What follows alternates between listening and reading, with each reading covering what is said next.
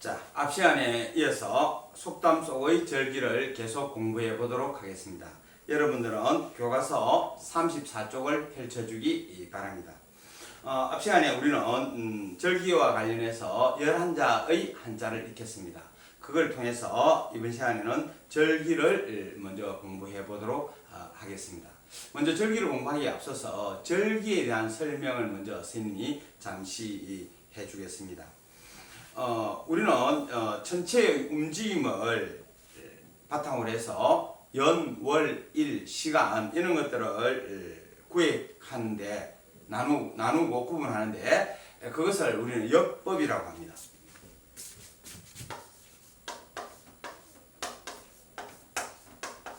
역법이라고 합니다. 즉, 역법은 우리 연, 월, 일, 시간 이런 것들을 정하는 것을 역법이라고 합니다. 그런데 그 중에서 역법은 크게 두 가지로 나눌 수 있는데 하나는 음력입니다. 또 하나는 양력입니다. 음력은 달이 지구를 한 바퀴 도는 것을 기준 삼아서 만든 연월일의 표시가 바로 음력입니다. 대신에 양력은 지구가 태양을 한 바퀴 도는 시간을 1년으로 정한 것이 바로 양력입니다. 됐죠? 그러면 우리 조상들은 음력과 양력 중에서 어떤 것을 주로 썼겠습니까? 우리 조상들은 여러분들 오늘날도 여러분들 할머니 할아버지들 생신이라든지 또는 제사라든지 이런 것 날짜 잡을 때 주로 음력으로 정하지 않습니까? 즉 우리 조상들은 주로 음력을 사용하였습니다. 우리 조상들은 전통적으로 주로 음력을 생활 속에 사용했습니다. 그런데 음력을 기준을 하다 보니까는 문제가 한 가지 있습니다. 어떤 문제가 있느냐면은 달이 지구를 도는 것을 기준으로 하다 보니까는 이 태양이 지구와 얼마나 가깝고 멀고 그죠? 또 해가 얼마나 길고 짧고 이것에 따라서 기온의 차이가 엄청 많이 나게 되는데 계절의 변화가 일어나게 되는데 음력은 그러한 계절 변화를 알기가 쉽지 않습니다. 어렵습니다. 그래서 음력은 계절 변화를 알기가 어려운 게 현실입니다. 그러다 보니까는 우리 조상들은 이제 주로 전통사회에서 주요 산업은 농사였지 않습니까? 농사는 기온과 밀집한 관련이 있죠. 즉 날씨와 엄청 관련이 많습니다. 그죠? 그러다 보니까 음력을만 가지고 이 뭔가를 하기에 농사진대를 사용하자니까 좀 적절하지 않은 거예요. 그래서 만들어낸 것이 절기라는 거예요. 즉 양력의 날짜를 1년에 24번을 기준으로 해서 24번을 나누어서 1년을 양력을 기준으로 1년을 24번으로 나누어서 날짜를 계절을 알 수 있도록 이렇게 만든 거예요. 그것이 바로 절기입니다. 그러면 1년에 24번을 24절기로 만들었으니까 한 달에 절기는 몇 번이 돌아오겠습니까? 2번 돌아오겠죠. 그러면 한 달에 2번씩 하면 1년에 24번이 되지 않습니까? 맞죠? 그래서 우리 조상들은 음력을 일반 생활을 할 때는 음력을 주로 사용했지만 농사와 관련해서 태양의 움직임에 대해서 또는 날씨에 관해서 알고자 아는 게 중요했기 때문에 그것을 절기로서 24절기로서 이 생활에 또는 농업에 이용을 했던 것입니다.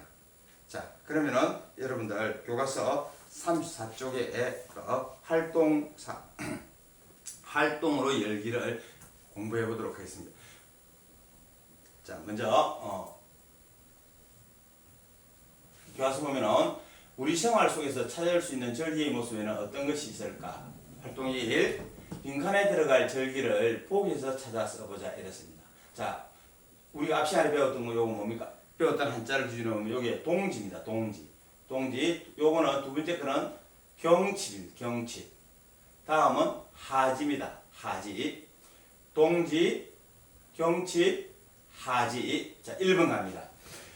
땡땡에는 팥죽을 먹어야 진짜 한 살 더 먹는단다. 이렇게 되죠. 자, 팥죽을 언제 먹을까요? 앞에 있는 절기 중에서 동지, 경칩, 하지 중에서 네, 맞습니다. 동지에 우리는 팥죽을 먹습니다. 그래서 동지에는 팥죽을 먹어야 진짜 한 살 더 먹는단다. 즉, 동지는 양력으로 12월 21일점이 동지인데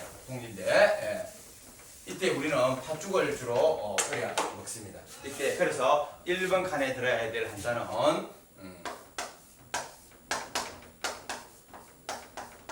동지가 되겠습니다. 자, 다음 갑니다. 2번입니다.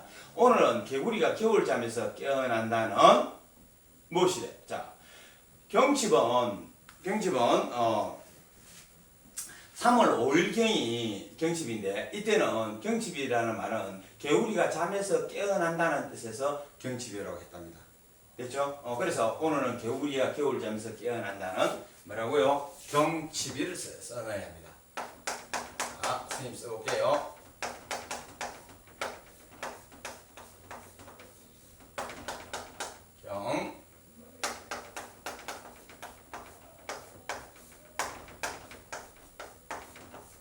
경칩 이렇게 씁니다. 자, 첫 번째는 동지고 두 번째는 경칩이고 자, 다음 넘어갑니다. 스웨덴에서는 낮이 가장 길다는 언제? 낮이 앞에 우리가 했던 동지 팥줄 만들 때는 밤이 제일 길 때입니다. 1년 중에서. 즉 동지를 지나게 되면 이제 점차 낮의 길이가 길어지는 거예요. 그래서 동지 날이 가장 밤이 긴 때입니다. 대신에 낮의 길이가 가장 긴데 밤의 짧고 낮의 길이가 제일 길 때, 그러니까 이 날이 지나고 이 절기가 지나면 다음 날부터는 이제 점차 낮의 길이가 짧아지는, 즉 밤의 길이가 늘어나는 거예요. 그게 언제일까요? 그게 바로 하지입니다. 하지. 됐죠? 6월 21일경이 하지입니다. 곧 내일 모레 되면은 하지가 되겠지요. 자, 하지는 이렇게 씁니다.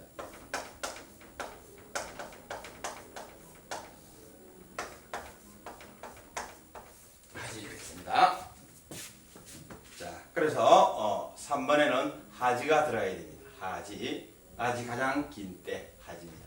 자, 다음 2번으로 들어가겠습니다.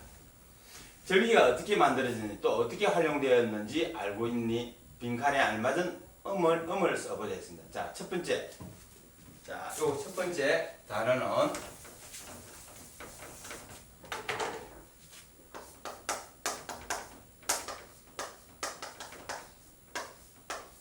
요거는 아까 말이절, 절기절자였죠.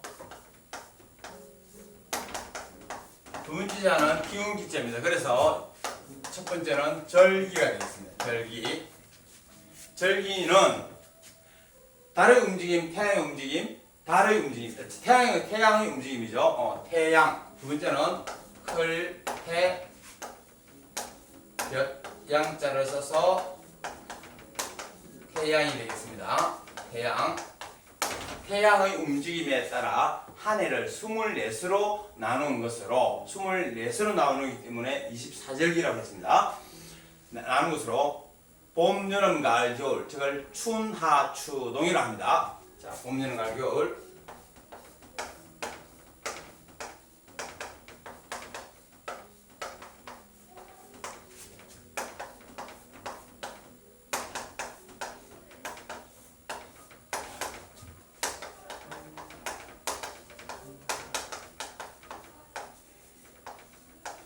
추나 추동 사계절의 표준이 된다.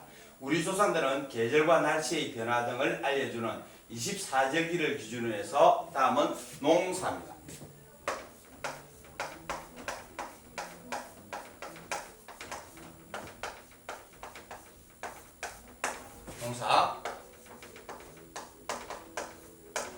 농사를 지었다.